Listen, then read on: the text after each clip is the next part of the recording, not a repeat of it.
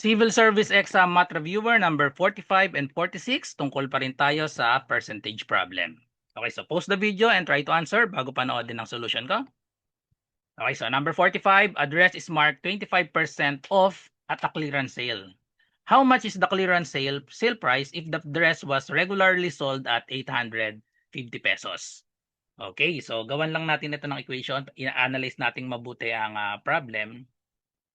So ang sabi dito ay 850 daw yung regular price. Okay? Address is marked 25% off. So may discount siya na 25%. How much is the clearance sale price? So yung discounted price yung hinahanap natin. If the dress was originally sold at 850 pesos. So ginawa natin ng equation, ito ay discount problem. Hinahanap natin ay clearance sale price, yun yung discounted price. DP for discounted price equal siya sa regular price or original price minus the 25% discount. 25% discount, ibig sabihin yan, 25% of the original price. So, 25% of the original price. Okay? So, gawan na natin ang equation. Ang hinahanap natin, how much is the clearance sale price? So, ito na yun, discounted price yung hinahanap. Okay, so therefore, the original price is 850 pesos minus 25%. Pwede tayong gumamit ng decimal, pwedeng fraction. Pero pag 25%, eksakto 1/4 lang ito. Pag nag-fraction tayo, 25%, that is 25 over 100. Ang ibig sabihin ng percent, tandaan, ang percent, ibig sabihin yan ay divided by 100. So, 25% is 25 over 100. Then, multiply natin sa original price, 850. Tapos, pwede nating i-lowest term ito. Pag ni-lowest term natin, 25 at 100, pwede nating i-divide parehas sa 25, magiging na lang itong 1/4. Or maganda kabisaduhin nyo na lang, automatic 25%, that is 1/4. Dahil ang 1 ay 100%, pag hinati natin sa dalawa yan, 1/2 ay 50%. Pag hinati natin sa dalawa yung 1/2, magiging 1/4. Hatiin sa dalawa yung 50%, magiging siyang 25%. Kaya dapat automatic kapag nakakita ng 25%, that is automatic 1/4. And then we have 850. So i-divide lang natin sa 4 ang 850, yun na yung discounted price.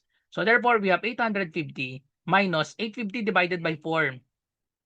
Another technique dito, parang madali yung chop-chop method dito. No? So pakita ko yung chop-chop method mamaya. So i-divide lang natin manually. 850 divided by 4. 8 divided by 4, that is 2. 2 times 4, we have eksakto ng 8. Subtract 0, bring down 5. 5 divided by 4 is 1. 1 times 4, we have 4. Subtract, we have 1. Bring down natin dito. So 0, 10 divided by 4. Yan, hindi eksakto, may decimal pa. 10 divided by 4 is 2. 2 times 4, we have 8. Subtract natin, meron pa tayong 2. Dagdag tayo na isang decimal. Yun, so may decimal na dito.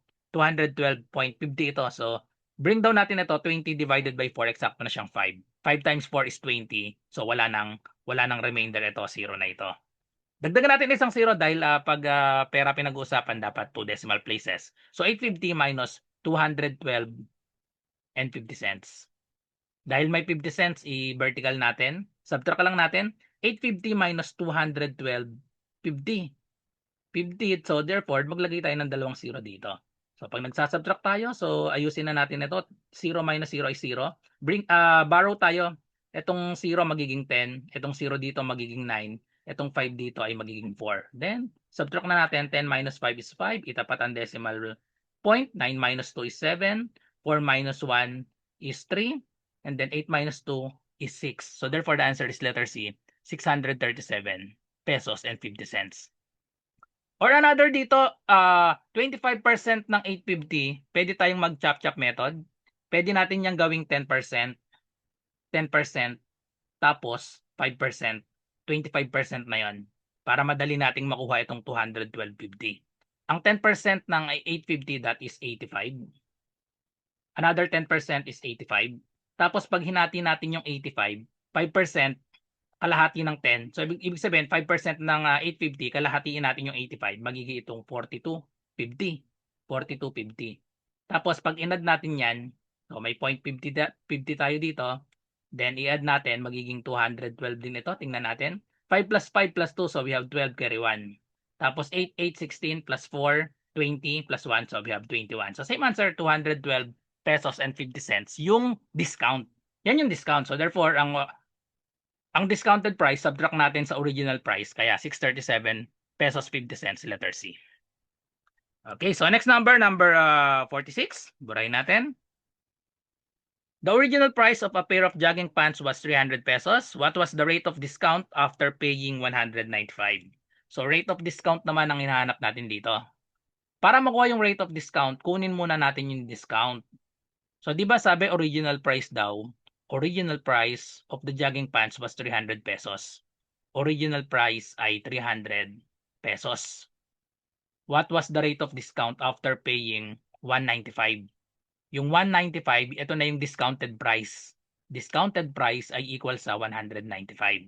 So therefore, para makuha natin yung discount, isubtract lang natin. So pag sinubtract natin, makukuha na natin yung discount. 300 minus 195, that is equal to 105. Ito yung discount. Then, pag hinahanap natin yung rate, ibig sabihin nun yung percent, what was the rate of discount after paying 195? I-divide lang natin itong 105, i-divide natin sa original price. Ano ba ang original price natin? 300. So 105 divided by 300. Okay? So ang gagawin natin dito, para madali, kasi ang ibig sabihin ng percent ay divided by 100, di ba? Para hindi na natin i-divide lahat ito, may pagkakataon kasi itong 300 madaling gawing 100. Kasi ang percent means divided by 100. E di ang gawin natin, from 300, magagawa na natin siyang 100 pag dinivide natin sa 3. So, ibig sabihin, mas madali, shortcut na ito, i-divide na lang natin both sa 3. Kasi 100 na agad to. 300 divided by 3 equals na siya sa 100. So, 105 divided by 3, hatiin natin sa tatlo yung 105, that is equal to 35. So, therefore, magiging shortcut na natin, 35% na yung 35 over 100, that is equal to 35%, letter A. Okay? So, yun yung shortcut. Basta hinahanap natin yung percent or yung rate. Tapos, meron na tayong fraction. Tapos, yung denominator natin, pwede natin gawing 100. Doon na tayo sa gawin nating 100. Another solution, pag hindi nyo napansin yan, i-divide nyo lang manually. Magiging decimal, pero ganun din ang kakalabasan yan. Pag dinivide natin manually yan, 105 mas maliit, no? So dagdag tayo ng 2 0. Tapat yung decimal dito, 0 ito dahil mas maliit. Kuhanin natin itong 1,050 divided by 300, that will be 3. 3 times 300, we have 900. Pag sinubtract natin to, meron tayong 150. 150, bring down the other 0. 15 divided by 300 is 5. 5 times 300 is 15. Pag sinubtract, 0 na. So makukuha natin in decimal 0.35. Pag kinonvert natin sa percent, magiging siyang 35%. Or shortcut nga, basta nagsasolve tayo ng percent, titingnan lagi natin yung denominator. Kapag yung denominator ay pwede nating gawing 100, yun na ang gawin natin. Divide lang natin sa 3. 300 divided by 3, 100 na siya. Eh di ibig sabihin, pag dinivide natin sa 3 yung numerator, yun na yung magiging percent natin. 35 over 100 is 35%. Okay, so I hope may natutunan kayo sa video na to. Follow for more. Sa mga naghahanap po ng murang civil service exam review, ito po yung offer ko sa inyo. 99 pesos lang po, all in na po ito. Meron tayong 500 slots na available. Ito po yung mga inclusion niya. 10 days math and logic tutorial via Zoom. Online po ito ha. So ang schedule na itong 10 days, ito po. Ayan, math and logic. 7 to 9 p.m. po lahat ito, MWF po ito. So July 6, integers, PEMDAS, GCF, and LCM. July 8, fractions and decimals. July 10, law of exponents and radicals and unit conversion.